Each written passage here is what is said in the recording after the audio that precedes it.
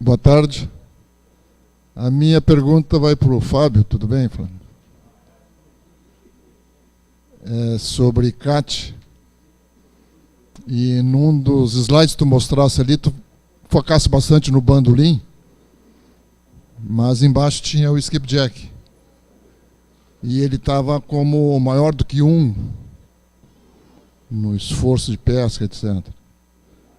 Tu poderias, dentro do ICAT, poderias fazer algum comentário especificamente na espécie skipjack, que é o maior interesse daqui da indústria de enlatamento e da região sul-sudeste?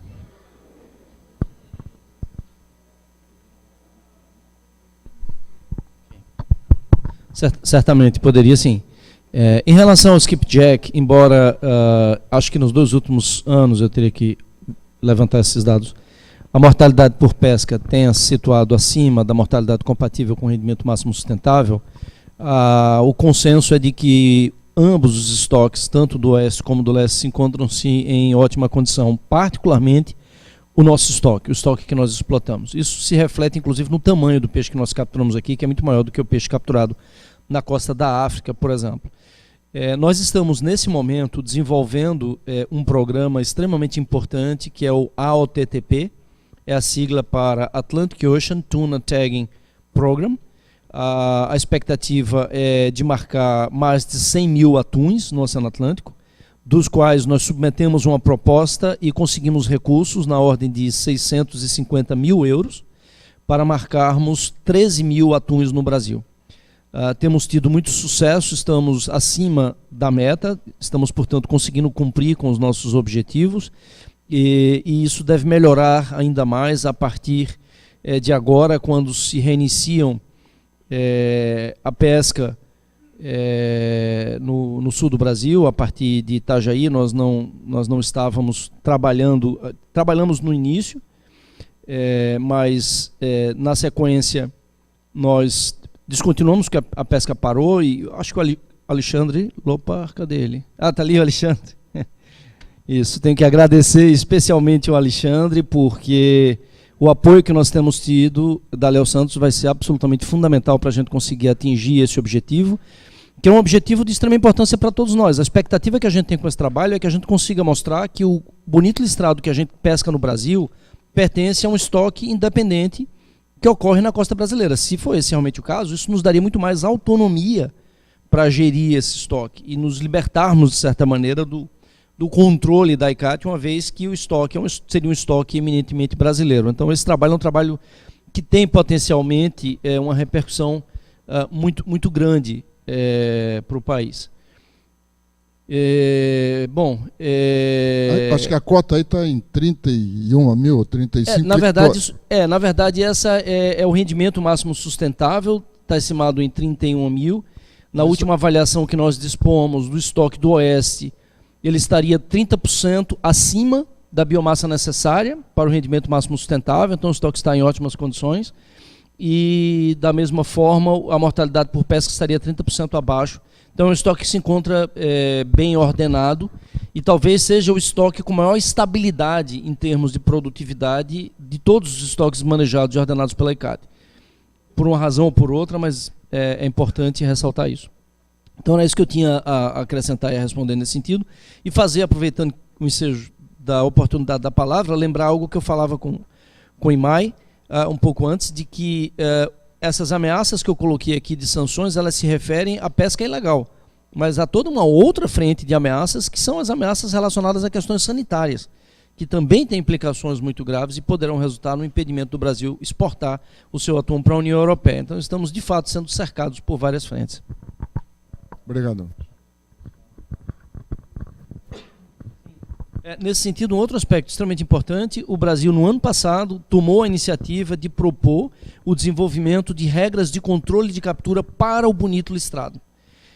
E assumiu a responsabilidade de fazer isso. Evidentemente, com a dissolução do subcomitê científico, com a descontinuidade desse trabalho, isso ficou um pouco comprometido, mas temos a esperança, inclusive com a participação forte do setor privado, de que possamos trabalhar nessa direção porque aí estaríamos duplamente resguardados, estaríamos, por um lado, com o estoque caracterizado como brasileiro, a partir dos dados de marcação, e com regras de controle de captura que garantiriam a sustentabilidade, que é um dos aspectos, inclusive, fundamentais para qualquer regime de certificação de capturas no mundo inteiro. Então, nós poderíamos, dessa forma, assegurar que o bonito listrado capturado pelo Brasil é capturado de forma sustentável. Esse seria o objetivo fundamental. Boa tarde. Fábio, para você também que eu me dirijo. Eu tenho 4 longlines e hoje existem algumas espécies proibidas, como a vacota, como machote, como agulhão e como outras espécies. Eu gostaria de saber como é que a gente lança um aparelho ao mar e não permita que essas espécies uisquem. E aí você vai falar, mas soltem os peixes vivos, mas nem sempre eles voltam vivos. Então, será que não seria mais interessante o ICCAT, que é o órgão que controla essa pesca no Atlântico Sul, criar um defeso e que se permita pescar tudo durante o período de pesca? Porque eu te confesso que os meus mestres comentam comigo, a maioria das espécies, quando chegam a bordo, ou chegam bastante enfraquecidas, ou chegam mortas. E é um absurdo, num país com 30 milhões de famintos, a gente ter que jogar o peixe fora. Até sugiro a você, como uma pessoa com bastante influência no governo, que sugira que traga e que se doe às pessoas que precisem.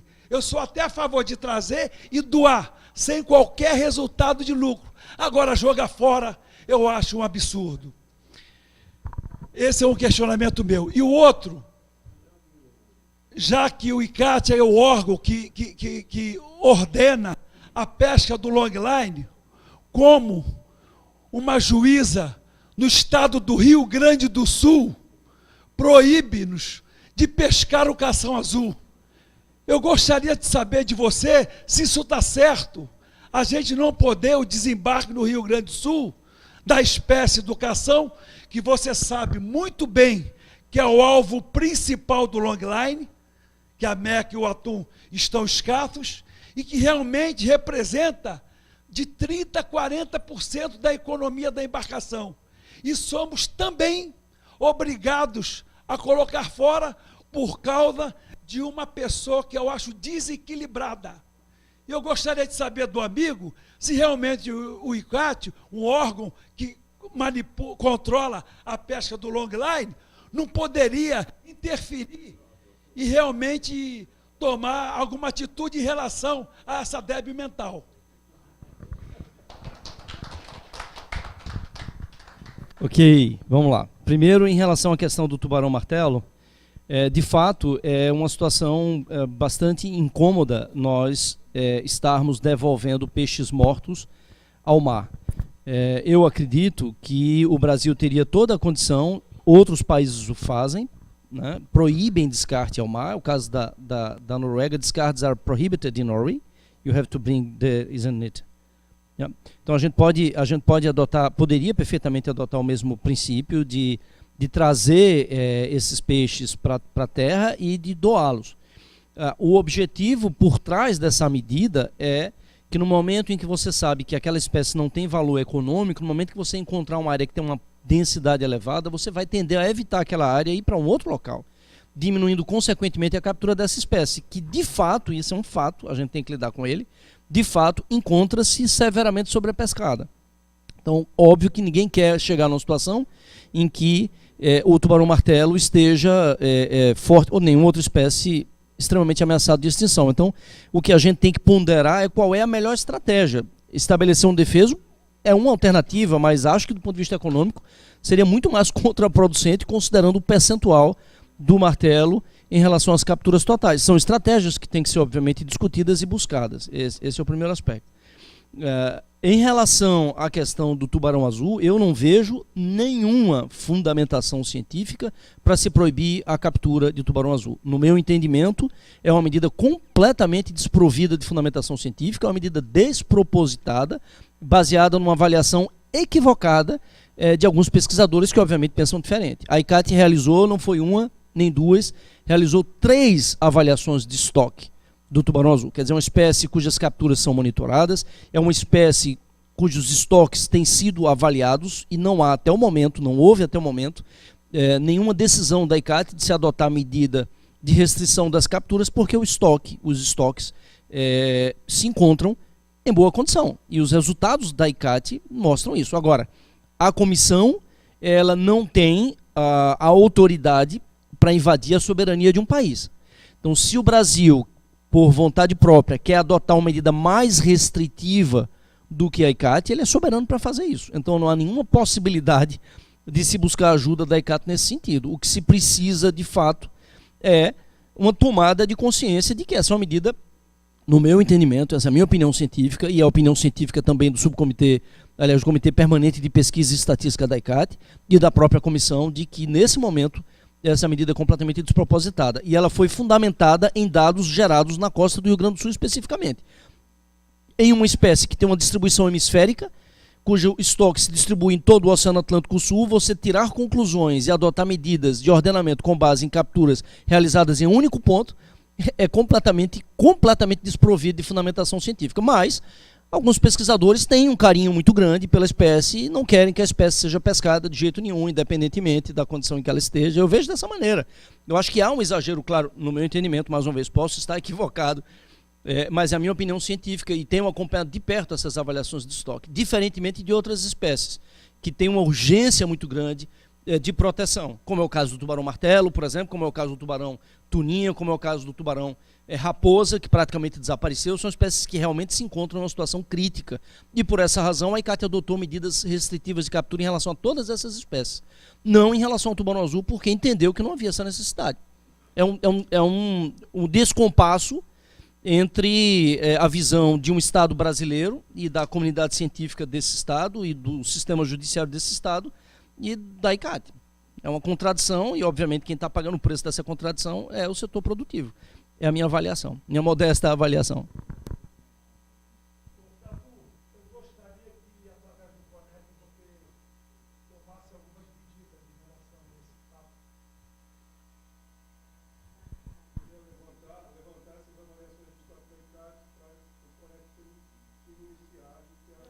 Isso é muito simples, isso está disponível nos relatórios do SRS, inclusive eu mesmo enviei quando me foi solicitado.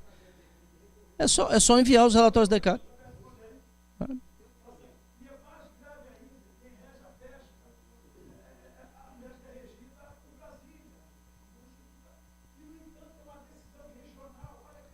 Estadual. Eu tenho uma outra questão aí que eu também coloco, que eu discordo, inclusive houve parecer jurídico em sentido contrário. No meu entendimento, o Estado não deveria legislar sobre a zona econômica exclusiva, que são águas da União.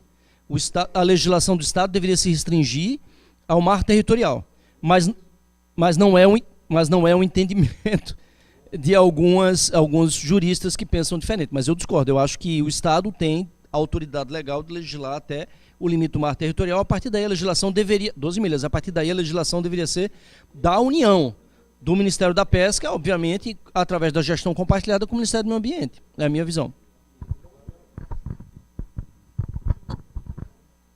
Só lembrando, pessoal, tá sendo transmitido e tem a tradução para eles fazerem para os estrangeiros. Por favor, sempre fazer o uso do microfone, senão o tradutor perde o controle. Obrigado.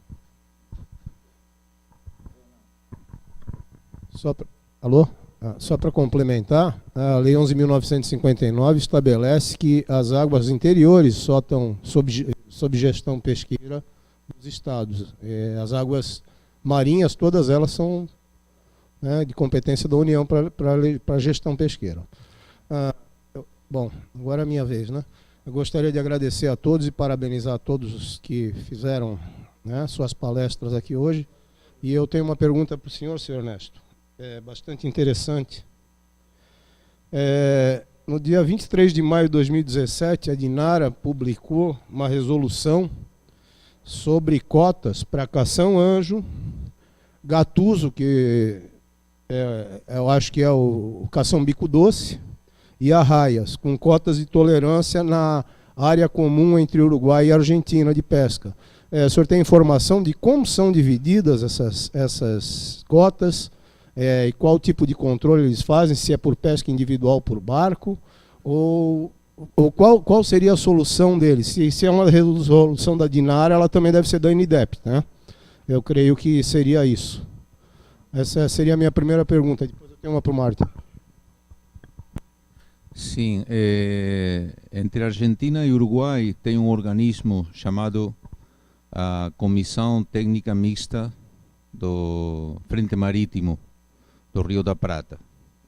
E aí, nesse corpo binacional, são adotadas as decisões de manejo pesqueiro para os recursos compartilhados, né?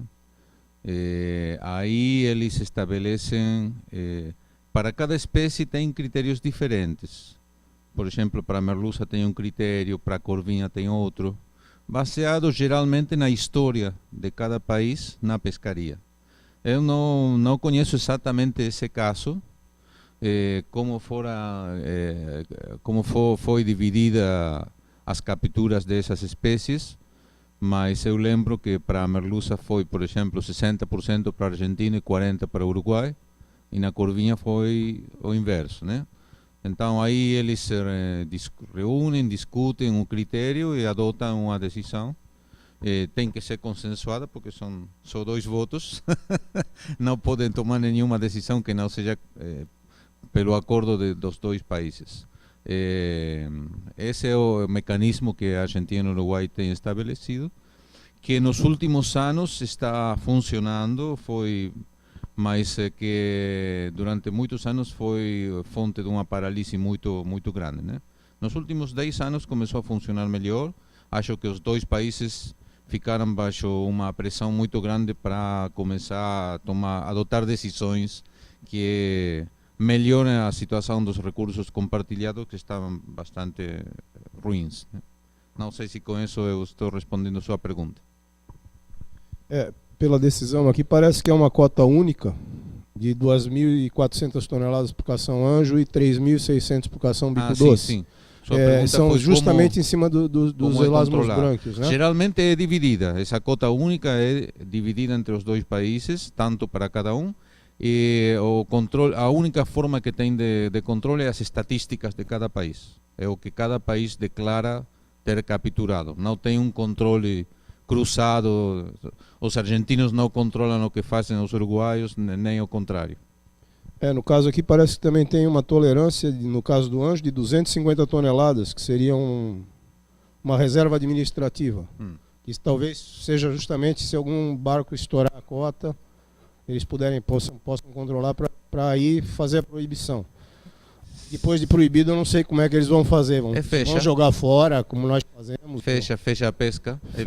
Quando o limite é atingido, se faz uma portaria, uma resolução de que a pescaria já está fechada, não podem desembarcar mais. Certo. No caso aqui não é pesca dirigida. Isso aqui parece ser fauna acompanhante, do jeito que está aqui. Para raias tem... Para raias 10%. Aí 10% de cada captura de cada cruzeiro de viagem. Sim. A verdade é que essas regulamentações são muito novas. Na Argentina tem um conflito muito grande com as embarcações costeiras, porque esses limites têm provocado uma redução de todas as capturas, porque a verdade a composição das raias era muito maior desses porcentagens, né? Mas os pesquisadores chegaram a uma conclusão de que essas espécies estavam em uma situação muito perigosa e tinham que reduzir o esforço pesqueiro. Então agora foi criado um problema muito grande para toda a frota pesqueira, acho que nos 2 países, porque tem alguma pesca dirigida para raias, mas maiormente sim, é a fauna acompanhante, e aí tem um problema porque então a frota está um pouco parada pela causa dessas cotas. Mas é uma situação muito difícil, porque acho que a conclusão da situação ruim dessas espécies é verdadeira. não é uma coisa inventada. Aí tem um trabalho muito forte dos pesquisadores para definir essa situação, e a verdade é que não tem uma solução fácil a esse problema. Tá. Martin, tinha mais uma perguntinha para você. Não se preocupe, não. Tá. Na publicação do Magnuson-Stevens Act, né, a primeira questão que foi colocada, e na época que foi publicado o ato, ele colocou que nas águas norte-americanas não se pesca com bandeira estrangeira. Então, eu tenho uma pergunta para você, que talvez seja até para o Fábio também. Dentro de uma legislação dessa, esse país é signatário da Convemar? Aí é que está a questão. Essa é a pergunta que eu estou fazendo para vocês. Eu não sei se é ou não, mas se eles têm uma legislação dessa, onde dentro das águas deles não entra bandeira estrangeira, creio que não devam ser, né? Essa é a colocação aqui para esclarecimento para todo mundo. Acho que, não sei se é para o Martin ou para o Fábio. Aí. Obrigado. Essa eu pego, essa bola é minha. Veja bem, a primeira coisa importante para que todos tenham ciência, os Estados Unidos da América não ratificou a Convenção das Nações Unidas sobre o Direito do Mar, ok? Mas, apesar disso, e a razão principal é preciso se esclarecer, foi principalmente em relação à legislação relacionada aos fundos marinhos, porque os Estados Unidos não concordam com o entendimento de que os recursos minerais no fundo dos oceanos sejam patrimônio comum da humanidade. Eles divergem em relação a esse aspecto. E acham que isso de várias maneiras prejudica os interesses americanos, e essa é a principal razão para eles não terem ratificado a convenção. Apesar disso, eles consideram que a Convemar, no que tange todos os aspectos relacionados à pesca, já faz parte do direito consuetudinário, ou seja, já é aceito como parte do direito internacional, independentemente de um país ser parte ou não ser parte, e eles agem em conformidade com a Convemar no que tange todos os aspectos relacionados à gestão pesqueira. Então não há nenhuma inconformidade em relação à postura estadunidense no que tange a gestão dos recursos pesqueiros. E o país costeiro, como o Brasil, tem todo o direito discricionário, ou seja, de ele próprio decidir que não permite que nenhuma embarcação estrangeira realize a pesca dentro da sua zona econômica exclusiva. Esse é um direito discricionário do país costeiro. O país costeiro cede esse direito se quiser. Não só isso, mas uma batalha muito importante que nós tivemos quando da construção do acordo da FAO sobre medidas de estado do porto, que eu lembro é também um tratado vinculante, ele deixou claríssimo no artigo 4º o que havia já em termos de entendimento, mas com alguma dúvida, de que o Estado costeiro também tem o direito de negar acesso aos seus portos a quem quer que seja.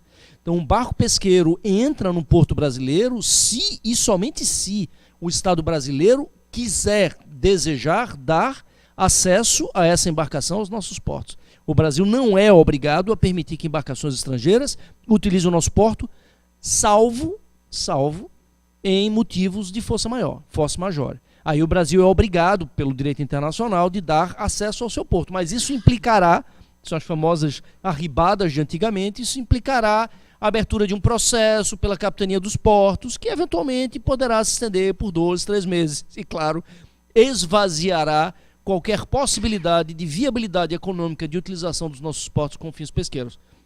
Essa é uma conquista que nós consagramos no acordo da FAO sobre medidas de Estado do Porto. Acho que essa é a resposta.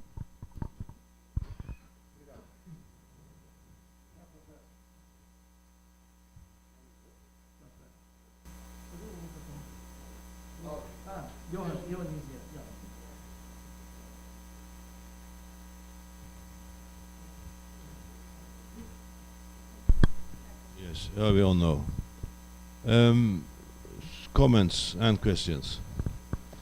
In Norway we have a total ban on discarding. And one argument for no discard is that by no discard then you get the record what you have been fishing. Because if you throw it out, you don't get information. And in addition, with no, I mean, we have this sales organization, so fish that Ok, a pergunta é o que é que nós fazemos com os peixes que são transzonais, transboundary, that are both in the EEZ and inside the territorial sea, que estão tanto fora como dentro da zona. yeah, India is set with its federal, and Yes. 12 with its state. Yeah, in this case, nesse caso, bom, ele tem tradução, né? Ok, então nesse caso, no meu entendimento, caso seja uma espécie que ocorra tanto dentro como fora, o Estado teria a autoridade legal para legislar também sobre essa espécie, já que é uma espécie presente no seu mar territorial.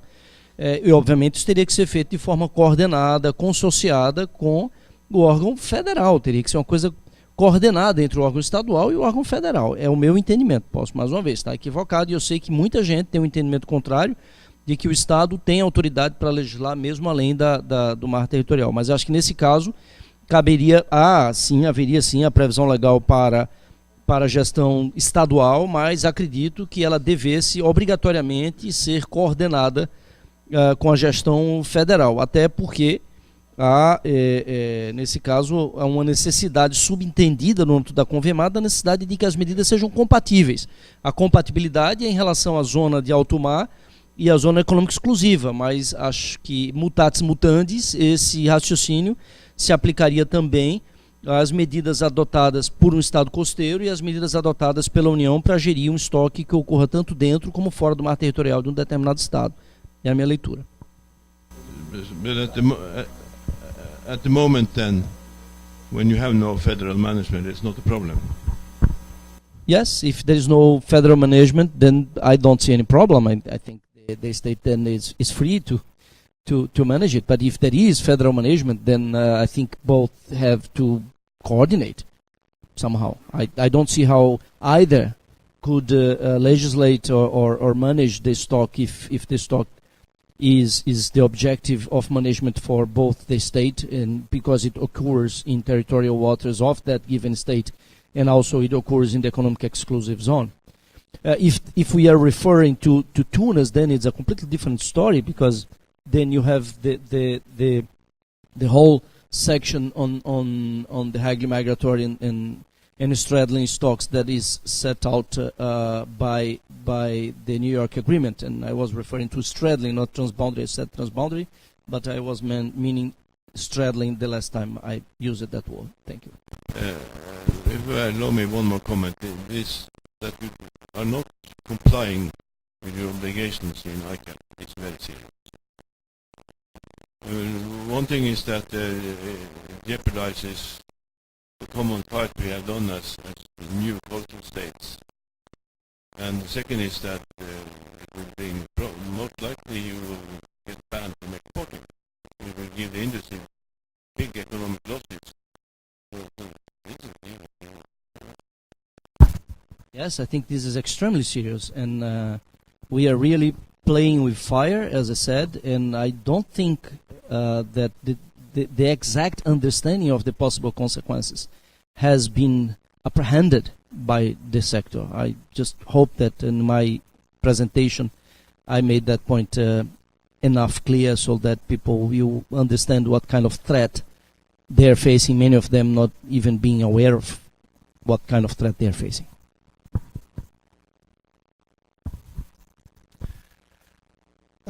Concordo plenamente com o Fábio, e reforçando um pouco, as opções são duas. Ou se cruza o braço e aponta os erros que todo mundo sabe quais são, ou os principais prejudicados tomam alguma atitude porque os prazos vão correr e, como ele mesmo comentou, a chance de termos consequências realmente sérias e que vão gerar grandes prejuízos econômicos são bastante grandes.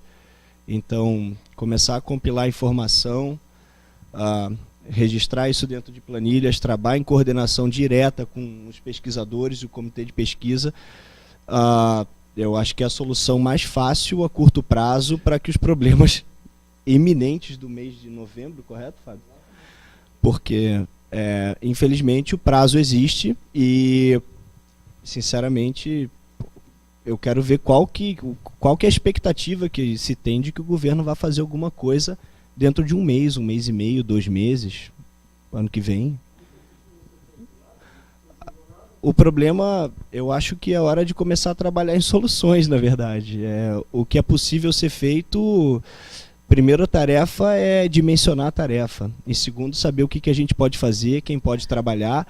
E aí, nesse sentido, dimensionada a tarefa e havendo a intenção de se estar trabalhando numa agenda positiva, numa agenda construtiva, aí eu acho que a Oceano pode ser um bom parceiro desse processo. Eu gostaria só de adicionar algo, uma reflexão nesse sentido. Eu acho que, embora, claro, do ponto de vista concreto, o que se possa fazer no período de mês seja muito pouco, o Brasil é, graças a Deus, um país que, ao longo dos 20 anos de participação, que eu tenho sido testemunha na ICAT, construiu uma credibilidade muito, muito reconhecida. E acho possível que se reverta essa situação. Mas a condição para isso, Fernando, não há mais espaço para a gente chegar lá dizendo o que vai fazer. A gente tem que chegar lá dizendo, olha, os recursos, no meu entendimento, a única salvação nossa é chegar lá para dizendo, os recursos para a retomada dos trabalhos do subcomitê científico, que haviam sido prometidos no ano passado, foram liberados. O subcomitê científico, nesse momento, está iniciando a sua reorganização de todo o sistema de compilação e análise das informações, junto com a cooperação da iniciativa privada. Se a gente conseguir falar nesses termos, ou seja, no passado, como algo que aconteceu, eu acho que a gente tem boas chances de de minimizar esses danos. Agora, chegar na reunião falando no tempo futuro, esqueça. Aí realmente esqueça. Você dizer, não, a gente vai providenciar os recursos, a gente vai retomar as atividades. Não vai. Não vai porque a comunidade internacional não vai deixar. E, sinceramente, acho que não tem que deixar mesmo, não. Desculpa. E o Cadu pediu para eu traduzir a questão dos descartes, não é isso, Cadu? Da Noruega, dizendo que a Noruega tem uma proibição de descarte. Ele não permite descarte na Noruega. E ele defende o entendimento de que as organizações regionais de ordenamento pesqueiro devem caminhar nessa direção de se proibir o descarte, de se tirar o valor do pescado, mas de se proibir o descarte, exatamente para evitar, principalmente, o pior efeito colateral desse tipo de medida, que é a ausência de dados. Você fica sem, além, obviamente, de você desperdiçar, mas você passa a não ter mais dados, você não tem mais dados de CPOE, você não tem mais dados, você passa a não ter nenhuma informação sobre aquela espécie cuja proteção está sendo pretendida pelo descarte. Então ele acha que muito mais sensato, como eles fazem na Noruega, se você pegou uma espécie proibida, você tem que trazer, mas você não pode vender. Ou seja, tira o valor econômico, mas não se permite o descarte, porque você pode, a partir daí, ter dados, ter informações que possam permitir uma avaliação da condição daquela espécie, do estoque daquela espécie muito mais precisa. Sim, eu gostaria de fazer um comentário sobre isso. Não necessariamente você precisa impedir os descartes para ter a informação. Você pode ter essa informação com observadores a bordo. E, de fato, em muitos países da América Latina que têm bons programas de observadores a bordo, como Peru, Chile, Argentina, você tem essa informação e pode analisar os impactos das pescarias sobre outras espécies com a informação dos observadores. A medida de impedir os descartes é ideal. Por exemplo, na Argentina está na lei desde o ano 1998 e nunca foi cumprida. No Chile também está na lei desde faz talvez 15 anos, também nunca foi cumprida. É muito difícil, não digo que é impossível, mas é muito difícil fazer cumprir essa legislação. Mas com uma adequada cobertura de observadores a bordo, você pode ter essa informação, avaliar esses impactos e adotar medidas para mitigar, para minimizar esses efeitos de descarte, né? E mais um detalhe que Mônica me alerta aqui, para trazer essa informação também importante, a consideração de que também deve haver, mesmo evitando esse descarte, deve-se trabalhar também com cotas para descarte, ou seja, esse montante que seria desembarcado seria descontado de cotas que se poderia estabelecer para um nível de descarte que pudesse ser considerado como aceitável.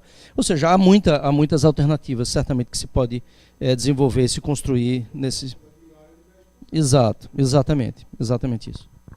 Johan, yes. Eu só queria complementar a informação que o Fábio passou na questão de marcação de bonitos.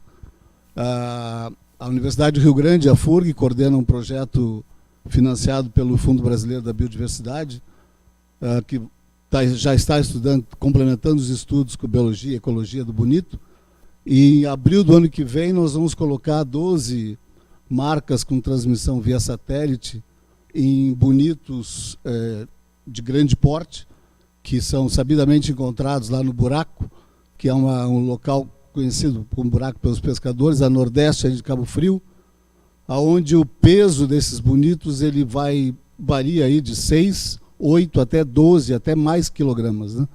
E esse bonito literalmente não é capturado ao longo do talude entre o Rio de Janeiro e a divisa com o Uruguai. Então, complementarmente a esses estudos, será feito esse outro trabalho. Então, é bem provável que a partir do ano que vem a gente tenha informações inéditas em relação ao bonito, né? Através de duas fontes de marcação.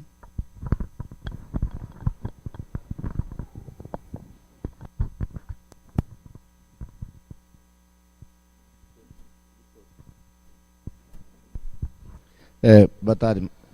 Eu queria aproveitar aqui os membros da mesa que foram falar bastante da questão de informação, de modelo alternativo de informação, e até assim consultar a possibilidade, da viabilidade.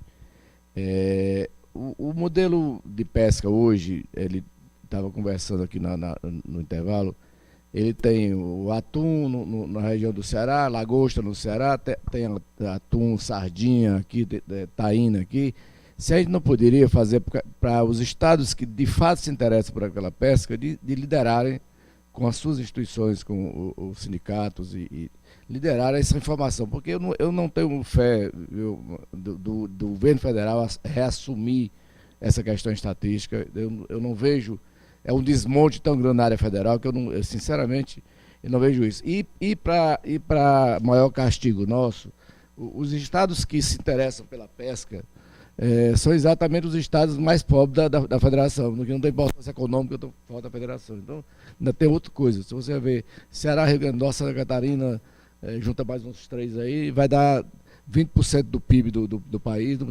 Nós não somos os estados que tenhamos peso nacional, da política nacional, etc. Então, eu acho mais viável a gente encontrar um modelo onde cada estado, junto com os sindicatos da pesca, junto com a Federação das Pescas dos seus estados, junto com alguma organização forte, liderado por um CONEP desse, para uma organização nacional, e a gente levar esses dados a Brasília, e aí sim, só lá ser oficializado esses dados, mas a construção desses dados, a captação desses dados, eu não vejo viabilidade de voltar a ser feito pelo federal. Então eu queria que você me sugerisse aí algum modelo dessa natureza. Eu quero só falar aqui que por iniciativa aqui do próprio Cadu aqui, junto com o senhor Zinar e o Cidifrio lá no Ceará, a gente já está fazendo isso agora com a lagosta e com o atum. Então nós deveremos ter em 2018 já informação, não é isso, Cadu? Do que se pesca em atum no Ceará, do que se pesca em lagosta do Ceará, do que se pesca em tal de lagosta, chegou a Lagosta Viva, que é um projeto que a gente tem para Lagosta Viva até a praia e tem mais valor. Então, esse trabalho vai ser feito em duas espécies importantes lá. Eu acho que isso poderia ser feito em outros estados, mas com uma inteligência central, com um CONEP desse, eu não sei, alguma coisa central, que organiza a cidade, para não ficar solto também por estado, porque aí também não seria o caso.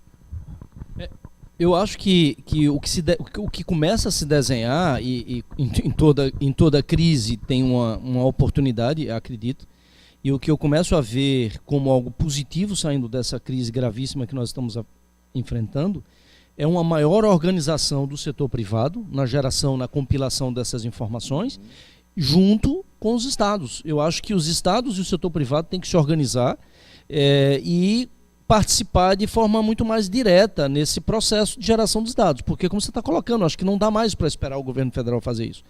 Acredito que ter uma estrutura como o subcomitê científico é fundamental, então acho que minimamente, pelo menos isso o governo federal tem que fazer, tem que honrar o compromisso, inclusive assumido publicamente na última reunião da ICAT, de que os recursos para o CNPq seriam repassados, esses recursos têm que ser viabilizados, têm que ser repassados, para que a gente tenha um órgão isento cientificamente e com essa capacidade. Mas a capilaridade no processo de compilação dessas informações, acredito que é exatamente esse o caminho, é uma organização no nível estadual e no nível privado, todo mundo trabalhando junto, com o apoio do governo federal na medida do possível, mas tomando as rédeas dos próprios destinos nas próprias mãos, tanto os estados como o setor privado. Porque senão, quem vai pagar as consequências? É o governo federal? Vai também, mas de forma indireta. De forma direta, é lá nos estados que o governador do estado do Ceará vai ter que ir lá na beira da praia para dizer, olha, vocês vão ter que parar de pescar. Imagine, vocês vão ter que parar, tem 50, 100 barcos aqui, 70 barcos vão ter que parar. É isso que vai ter que acontecer, inevitavelmente. Ou todos os barcos vão ter que parar.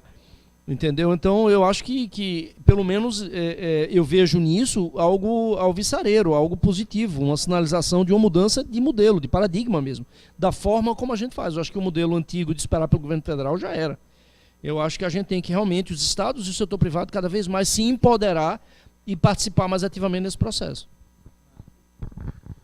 Sim, eu gostaria também de comentar o caso da lagosta, que a gente está trabalhando em parceria com o Sindifrios, em Ceará, o CDPesca, com o Sindifrios. A indústria concordou em fornecer dados de exportação.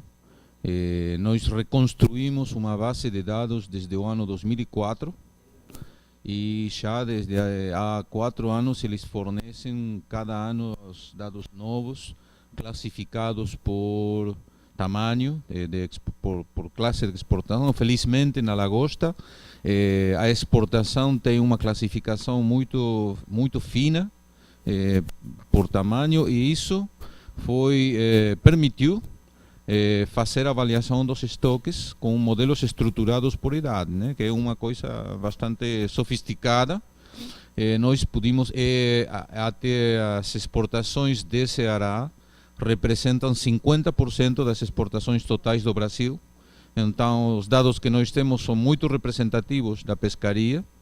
E como validação do processo, temos que os resultados foram que os estoques, mais ou menos uma situação similar da tainha, né? Não é uma catástrofe, não é uma situação horrível, mas está em uma situação de redução da biomassa e tem que ser recuperada. Então, até a indústria, com esses dados, com essas conclusões dos dados que eles mesmos forneceram, são parte agora do pedido de estabelecimento de uma cota, que é uma cota conservativa, uma cota de redução das capturas atuais, para poder recuperar os estoques. Não é uma experiência muito interessante, onde a indústria assume o rol que deveria ter o Estado mesmo, né? de propor uma redução das capturas que eles mesmos estão beneficiando. Então,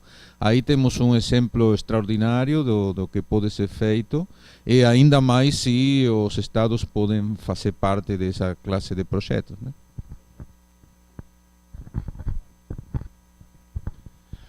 Complementando também com...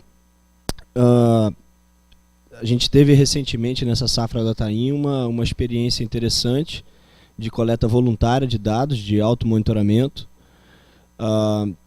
Não se mostrou perfeita, mas se mostrou bastante boa, bastante razoável. A gente acredita que tem uma estimativa de produção hoje até que boa, e que funcionou com base no papel das associações, das entidades representativas do setor, que, quando se mostraram bem organizadas e interessadas em levantar informação, são capazes de produzir informação de qualidade. Afinal, ninguém sabe melhor quanto se pesca do que quem está pescando.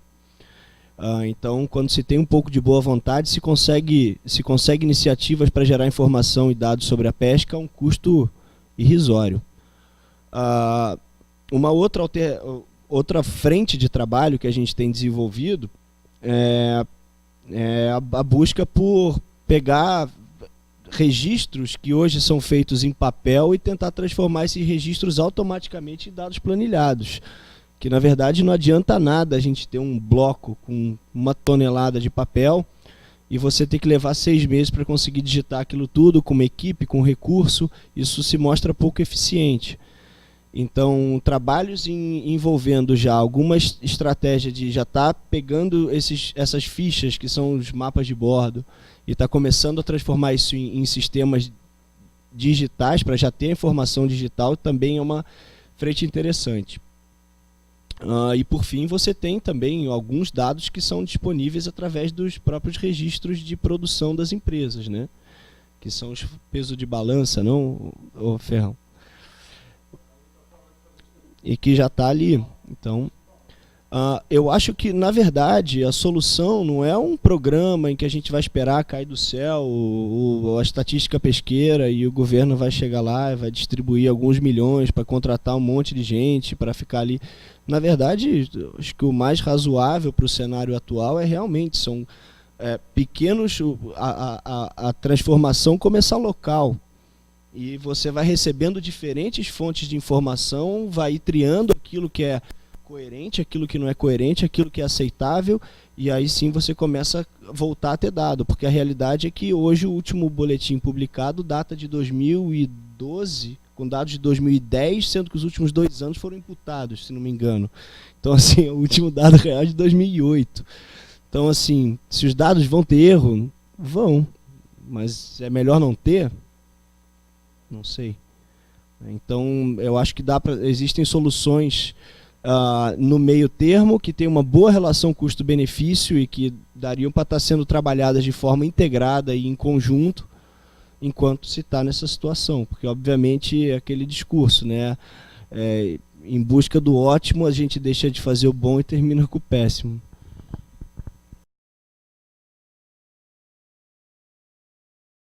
Argumentando em favor do descarte. O que eu estou falando é que eu adoraria que essa medida fosse implementada.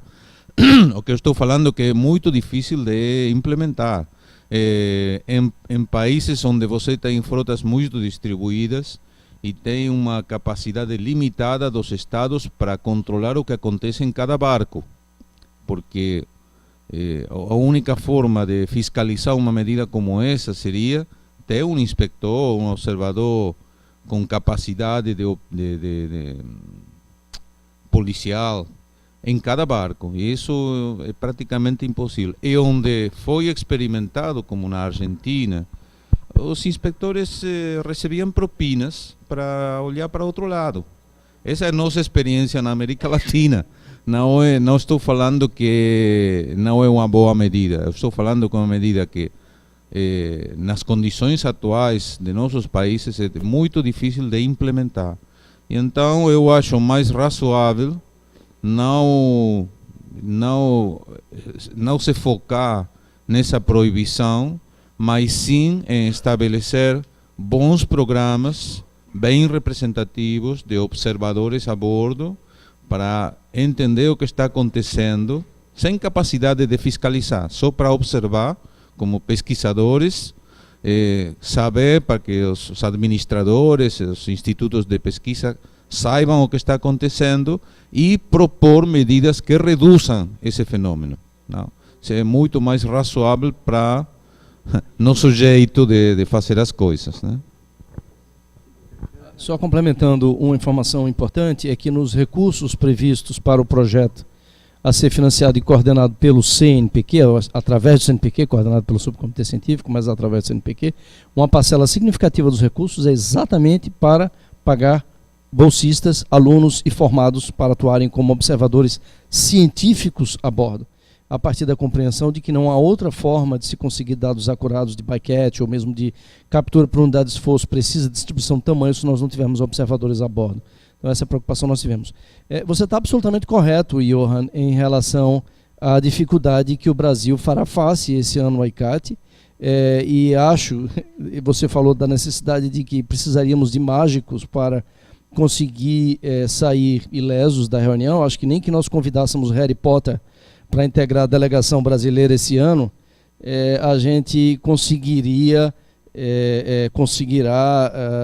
sair sem algum tipo de dano, porque há um limite até onde a mágica pode ir, né? Esse é exatamente o problema. Acho que o tempo da mágica passou e agora realmente é o tempo de mostrar ações concretas. É isso que o governo brasileiro tem que fazer, se o governo brasileiro considera que o setor pesqueiro é prioritário do ponto de vista socioeconômico, se o governo brasileiro de fato está comprometido com o setor, com os empregos no setor, com a geração de proteína a partir do setor. Se há de fato esse compromisso tem forçosamente que se traduzir na alocação de recursos para que o país possa começar a reverter o quadro caótico que experimenta atualmente. O tópico é justamente esse. Eu queria fazer um pedido aqui para o presidente do Sindip e para o representante do CONEP aqui, que no próximo GT da 445 tomem a posição de que haja uma tolerância para que venha nos barcos, que seja de 5%, 10% desses elasmos brancos, para que se pare de jogar fora,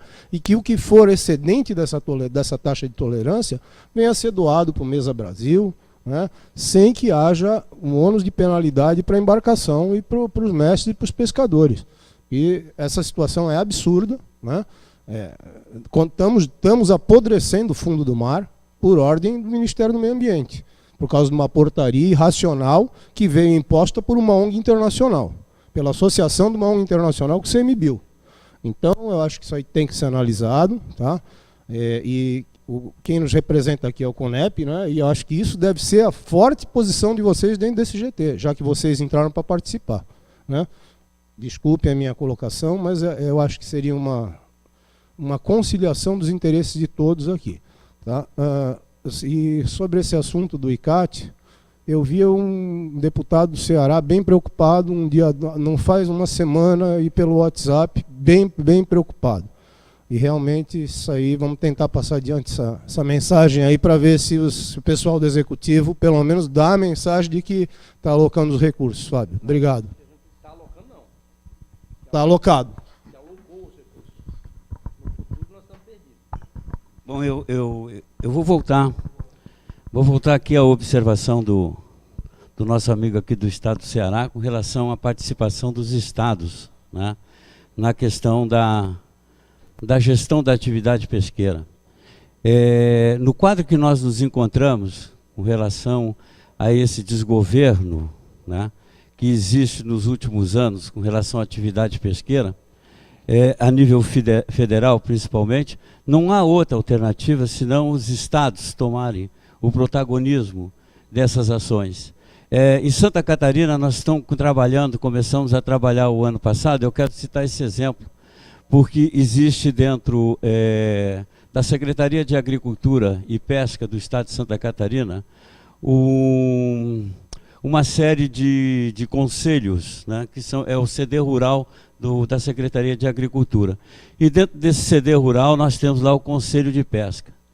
E as primeiras atividades que a gente começou a fazer dentro desse Conselho de Pesca, que congrega tanto todos os segmentos da atividade pesqueira do Estado, ou seja, os artesanais, os pescadores industriais, os pescadores, os armadores, a própria indústria, ou seja, é um fórum aberto para que todos discutam. A primeira coisa que nós fizemos foi um diagnóstico da atividade pesqueira com relação aos diversos segmentos, né, e principalmente com relação à legislação pesqueira atuante sobre a atividade no Estado. Então fizemos todo esse levantamento e, em segundo lugar, tentando focar as ações a nível político, a nível jurídico e a nível técnico-científico. Esse trabalho está em andamento. Uma das primeiras experiências vai ser agora com relação à questão da discussão da safra da tainha do ano de 2018, onde vamos contar com todos esses trabalhos hoje existentes, né, para que a gente possa mudar o rumo desse plano de gestão. E outras ações a nível que são instruções normativas e portarias estaduais federais, mas que atingem somente o Estado, também serão abordadas a nível estadual para que essas sejam revistas e etc. Então nós estamos começando a trabalhar nesse sentido. E, por outro lado, a buscar investimentos, que eu acho que aí é a parte mais importante, né? Investimentos para a promoção da pesquisa, do monitoramento pesqueiro, da avaliação dos estoques, enfim, dentro das possibilidades do Estado, utilizando nossas universidades. Então, acho que Santa Catarina está começando a tomar essa iniciativa a nível de Estado aí, para que a gente possa chegar lá em Brasília, nas discussões dos grupos permanentes de gestão e junto ao subcomitê científico, quando existirem, nós termos as informações necessárias para interagir e mudar o quadro atual, né, principalmente do princípio de precautoriedade, do preciosismo que hoje existe no trato da questão pesqueira brasileira. Só um comentáriozinho aqui, ó. Aqui, ó. Não, é o seguinte, é porque eu ia começar com isso e parei. Não, Fernando, o bordão que nós lançamos lá no GT da 445 é o seguinte: descarte não, certo? Vamos discutir isso, e pesquisar pescando. E eu acho que esse bordão aí tem que continuar agora, que eu estou fora lá do GT, mas eu acho que esse bordão deve continuar. Só fazendo um comentário rápido, Cadu. Eu acho que não vale a pena entrar no mérito da questão em si. Eu acho que queria pegar talvez no lado um pouco mais conceitual e técnico, mas eu imagino que entre observador de bordo, a obrigatoriedade de se proibir o descarte em 100% da frota, seria esse diálogo entre o Ernesto e o Johan, eu acho que só se discute proibir o descarte ou monitorar o descarte a bordo no momento em que já se tentou de toda forma evitar a captura, né? Então, se não se quer capturar uma determinada espécie e está se jogando ela fora, dentre outros fatores, se discute como evitar capturar aquela espécie, porque se chega-se a uma conclusão que ela está num estado crítico, ou num estado, e não estou entrando no mérito da avaliação desses estados em si, só estou comentando, porque você realmente matar o peixe e jogar fora, em termos de benefício, também é passível de crítica, né? Então acho que esse é um comentário. Bom, acho que era isso.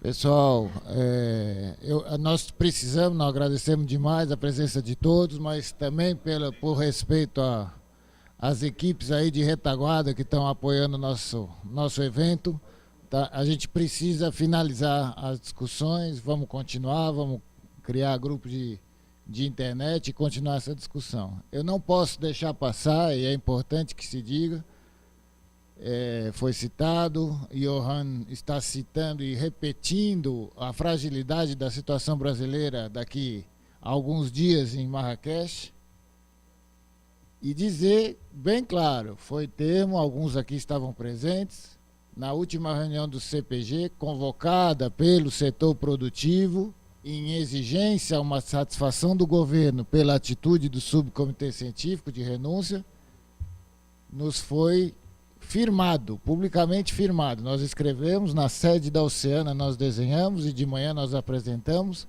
um termo de colaboração entre Secretaria de Pesca, MIDIC na época, que ainda está até hoje, e o CONEP assumindo a responsabilidade de pegar todas as caixas dos mapas de bordo que vocês todos mandam repetidamente, levam na superintendência, protocolo e teoricamente vai de malote para Brasília, e que estão lá, ficaram lá, jogada num canto, muda de uma garagem para outra garagem, e estão lá. E a gente se comprometeu a pegar tudo isso, desenvolvemos um termo de colaboração com a Universidade Federal de Pernambuco, que tem o know-how, que tem o expertise, que tem a experiência de fazer essa digitação no formato, que já joga numa planilha, que já vira o formato ICAT, tudo desenhadinho, tinha um valor.